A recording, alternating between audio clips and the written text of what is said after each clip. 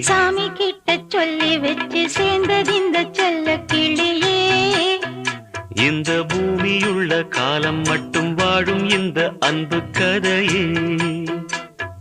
முத்துமணியே பட்டு துணியே, ரத்தினமும் முத்தினமும் சேர்ந்து வந்த சித்திரமே. சாமி கிட்ட சொல்லி வச்சு சேர்ந்தது இந்த செல்ல கிளியே.